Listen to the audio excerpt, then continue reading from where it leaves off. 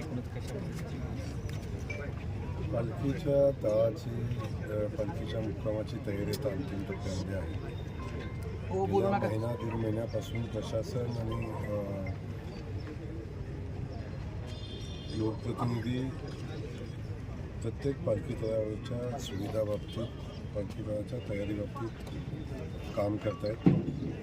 आणि आपण पाहतो की जवळजवळ अख्ख्या पालखी मार्गावर आपण वारकरी बांधवांसाठी लागणाऱ्या सगळ्या सुविधा देत असताना कुठल्याही वारकऱ्याला असुविधा होऊ नये, त्यांना कुठली अडचण निर्माण होऊ नये अशा पद्धतीचं नियोजन पालखी मार्गावर करत असताना पालखी तळावर खूप मोठ्या संख्येने वारकरी आणि माऊलीचं दर्शन घेणाऱ्या भक्तांची संख्या ही खूप मोठ्या प्रमाणावर असते.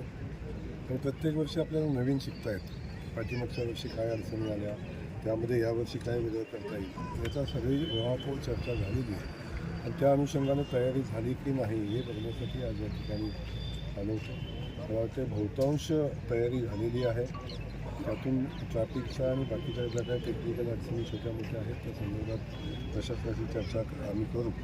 परंतु प्रशासनानं आणि स्थानिक प्रशासन असेल, नगरपालिका असेल, पंचायत समिती असेल, हे सगळ्यांनी गावातले आमचे ग्रामपंचायतीच्या सरपंचांनी सगळ्या लोकांनी खूप चांगलं काम यावेळी केले. आणि त्या अनुषंगानं आम्ही सगळेजण माऊलींच्या पालखीच्या स्वागतासाठी तयार आहे. मुख्यमंत्र्यांनी गेल्या वर्षी तुमच्या नियोजनाचं कौतुक केलं होतं. एकूण आत्ता पण नियोजनामध्ये तुम्ही वेगवेगळ्या पद्धतीनं ग्रामविकास विभागाकडनं काय केलं जाणार आहे ते नाही, आपण पाहतो की आळंदीमधून निघाल्यापासून मध्ये पुणे पिंपरी चिंचवड शहरातला विषय सोडला तर बहुतांश पालखी मार्ग हा ग्रामीण भागातून जातो.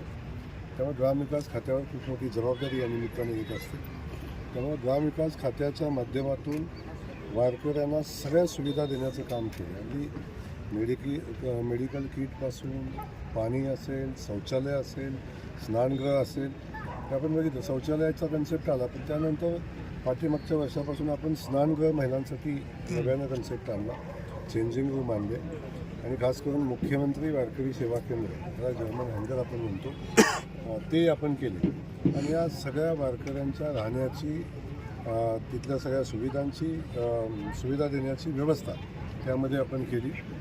आपण बघतो की मुख्यमंत्री वारकरी सेवा केंद्रामध्ये अगदी चरणसेवा तिथं होते, औषधाची व्यवस्था आहे, मेडिकल ऑन व्हील आहे, त्या ठिकाणी आलेला हिरकणी कक्ष आहे, महिलांची शौचालय, महिलांसाठी चेंजिंग रूम, ह्या सगळ्या सुविधा आपण त्या ठिकाणी दिलेल्या आहेत. आणि संध्याकाळी एका नामांकित गायकाचं भजनही आपण त्या ठिकाणी करणं, तिथं मुक्काम करणारा प्रत्येक भाविक हा या निमित्तानं भक्तीमध्ये, माऊलींच्या भक्तीमध्ये सहभागी होईल अशा पद्धतीच्या सगळ्या सुविधा आम्ही देण्याचा प्रयत्न केला आहे.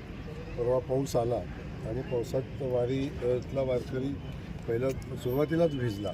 खास करून आळंदीमध्ये बघितलं आपण की प्रचंड मोठ्या पावसानं नदीला ओव्हरफ्लो झाली आणि संपर्क तुटला. अशा परिस्थितीमध्ये आम्ही जवळजवळ 1,00,000 रेनकोटची व्यवस्था आम्ही केलेली आहे. आवश्यकता भासली, पाऊस आला तर आम्ही सगळ्या वारकऱ्यांना उत्तम प्रकारचे रेनकोट माननीय मुख्यमंत्री मोदयांनी दिलेल्या सूचनेप्रमाणे आम्ही या ठिकाणी करतो आहे. आणि खास करून महाराष्ट्राचे मुख्यमंत्री आदरणीय देवेंद्रजी फडणवीस साहेब वारकऱ्यांच्या सेवेसाठी ज्या ज्या आवश्यक गोष्टी आहेत त्या करत असताना बारकाईने लक्ष ठेवून आहे. त्यांच्या नियोजनामध्ये बारकाईने सूचनाही त्यांच्या राहतात. बाबा, जो वारकऱ्यांचा ॲक्सिडेंट झाला होता 3 जण जेजुरी मार्गावरती 3 वारकऱ्यांचा जो खूपच दुर्दैवी अशी ती घटना या ठिकाणी आहे. ती गाडी होती, ती आमच्या भक्तांचीच गाडी होती. ती मालवाहतूक दिंडीसोबत असणाऱ्या गाडीचा जो ॲक्सिडेंट झाला, काय झालं माहिती नाही, पण ड्रायव्हरच्या डोळे लागले असाच पद्धतीचा प्राथमिक रिपोर्ट आहे. सकाळी 8 वाजताचा विषय होता. परंतु खूप दुर्दैवी अशी घटना होती.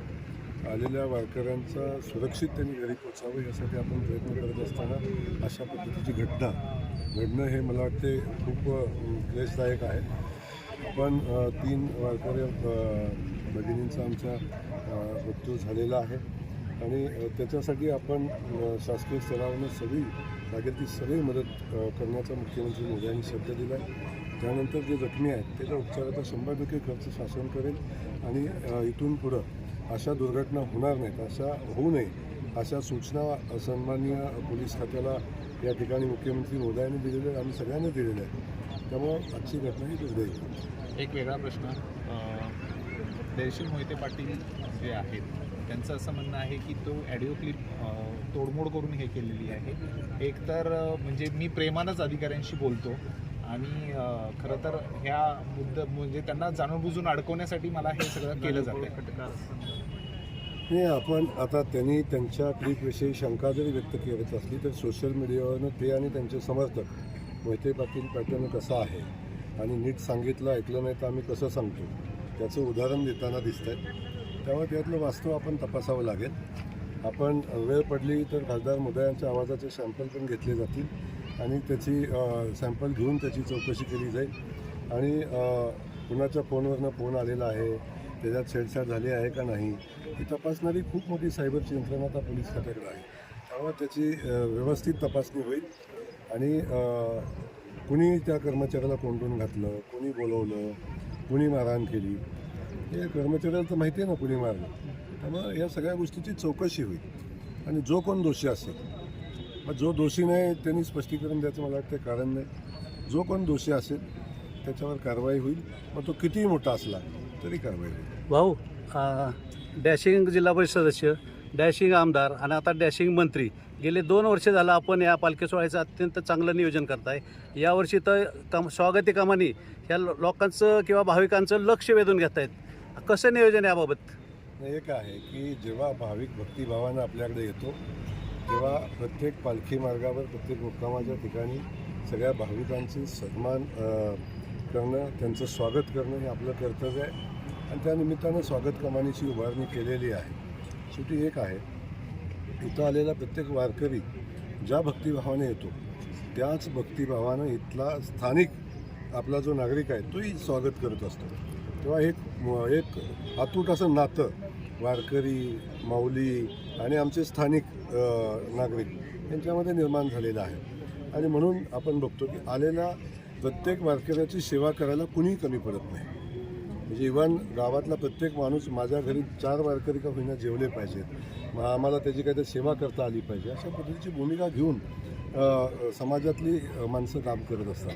तेव्हा आमचंही कर्तव्य आहे की ग्रामविकास खात्याच्या माध्यमातून माननीय मुख्यमंत्री मोदयांच्या नेतृत्वाखाली अगदी शहरी भागातसुद्धा जे काय करता येईल, वारकऱ्यांना सेवा देता येईल तो सेवा देण्याचा प्रयत्न केला आहे. मी तोंडानं सांगून त्याचा प्रत्यय येणार नाही. आपण प्रत्यक्ष त्या ठिकाणी जेव्हा आपण पाहाल तेव्हा नक्की आपल्याला जी अगोदरची वारी आणि त्यानंतर झालेली बदललेली वारी म्हणजे स्वच्छ, निर्मळ, त्यानंतर स्वागतासाठी सज्ज असलेली, सर्व सोयी सुविधांनी युक्त असलेली, आरोग्याची काळजी घेणारी अशा पद्धतीची वारी आता आपल्याला बघायला मिळते. त्यामुळे आपण स्वागत कमानीच्या माध्यमातून आलेल्या सगळ्या वारकऱ्यांचं आणि माऊलींचं स्वागत करतो. भाऊ, आपण गेल्या वर्षी प्रत्येक पालखी तळाला भरघोस असा ऑन दी स्पॉट निधी दिला होता. जवळजवळ 1.5 ते 2 कोटी आपण दिली होती. यावर्षी काय त्याचं नियोजन? यावर्षी तर त्याच्यापेक्षा मोठ्या प्रमाणात आपण निधी दिलेला आहे. मला वाटतं ग्रामविकास खात्यानं पाठीमागच्या वर्षापेक्षा जवळजवळ 50-60 कोटी रुपये अधिकचे दिलेले आहे. ज्या ज्या ठिकाणी पालखी मार्ग होते त्याला पर्यायी रोड होते. ज्या वारकऱ्यांची वाहनं, मालवाहतूक गाड्या ह्या येणारे जे रस्ते होते ते सगळे रस्ते आता आपण कॉन्क्रीटचे केलेले आहेत. प्रत्येक वेळी मुरुम टाकणं, चिखल होणं, ट्रॅफिक जाम होणं या सगळ्यातनं आता मुक्ती आपण देण्याचा प्रयत्न केलेला आहे. चालू वर्षी आता कुठंही गाडी ट्रॅफिक अडेल अशी परिस्थिती राहिलेली नाही. सगळे रस्ते आपण करून घेतलेले आहेत, पर्यायी व्यवस्था आपण ठेवलेली आहे. शेवटी एक आहे की एवढं मोठं नियोजन असतं त्या पर्यायी वाहतुकीची व्यवस्था असणं आवश्यक आहे आणि ते सगळे रोड आम्ही यावर्षी मंजूर केले आणि प्रत्यक्षात कामही केलेलं आहे. त्यामुळं आपल्याला चालू वर्षी तर खूप मोठ्या प्रमाणावर निधी आला आहे आणि चालू वर्षीची व्यवस्था ही आपण वारी झाल्यानंतर त्याची अनुभूती आपल्याला येईल. भाऊ, माऊलींचा पालखी सोहळा दिवशी दिवस वाढत चालला आहे. लोणंदचा पालखी तळ हा अपुरा पडतोय. नवीन प्रस्तावित 25 एकराचा प्रस्ताव तळ आपल्या मंत्रालय पातळीवर पेंडिंग आहे किंवा प्रोसेसमध्ये आहे.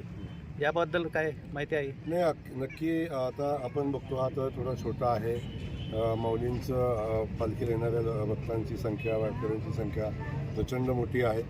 तेव्हा नव्यानं पालखी मार्ग मोठा झाला पाहिजे ही मागणी आपल्या स्थानिक नागरिकांची आहे, आमच्या विश्वस्तांची आहे. त्या मागणीचा सरकार सकारात्मक विचार करत आहे. त्या बाबतीची सगळी माहिती आम्ही घेतलेली आहे आणि त्याच्या जागेच्या अधिग्रहणाचा प्रस्ताव आपण शासनाकडे पाठवलेला आहे आणि त्याला जे काय करायला लागेल ते आपण करू. पण भविष्यात जेव्हा पंढरपूरचा कॉरिडॉर करण्याचा संकल्प माननीय मुख्यमंत्री मोदी यांनी केलेला आहे तेव्हा तो कॉरिडॉर पूर्ण होत असताना जेव्हा पंढरपूर स्वागतासाठी सज्ज होईल एक अत्याधुनिक अशा पद्धतीचं पंढरपूर जेव्हा बनेल तेव्हा त्याच क्वालिटीचे पालखीतळ पण झाले पाहिजे अशा पद्धतीचा संकल्प आमचा. भाऊ, आपण आता नवीन पालखी मार्ग झाला आहे. गेल्या वर्षी बी माझा हा प्रश्न होता.